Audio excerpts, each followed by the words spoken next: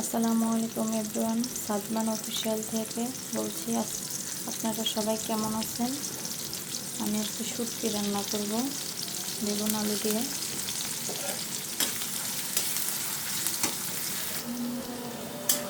দেখেন কাঁচামরিচ পেঁয়াজ ভাজা হয়ে গেছে হালকা। এখন আমি আদা রসুন বাটা দিয়ে দেব।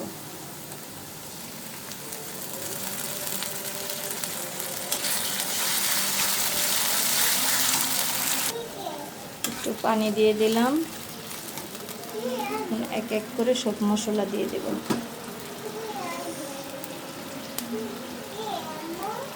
হলুদের ফাঁকি, লবণ, ভাজা জিরার গুঁড়া,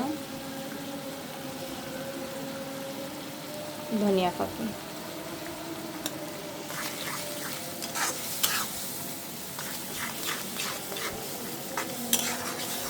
মশলাটা একটু কষুক, আমি কতক্ষণ রান্না করছি সেটা মতো।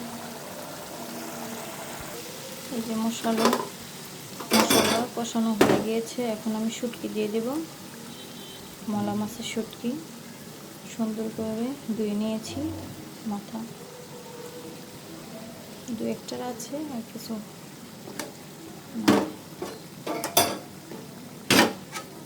দু একটা মাথা আছে।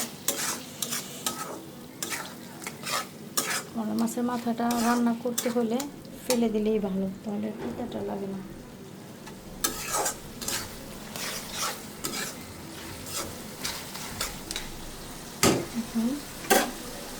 একটু কষাবো, তারপর তরকারি দেব।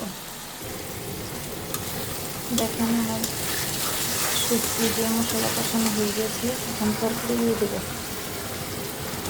বেগুন আলু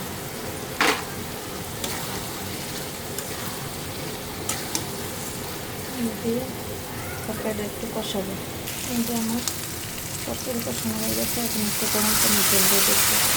আপনারা ঠান্ডা ঠান্ডা দিতে পারবেন আমি আমার মতো মশলা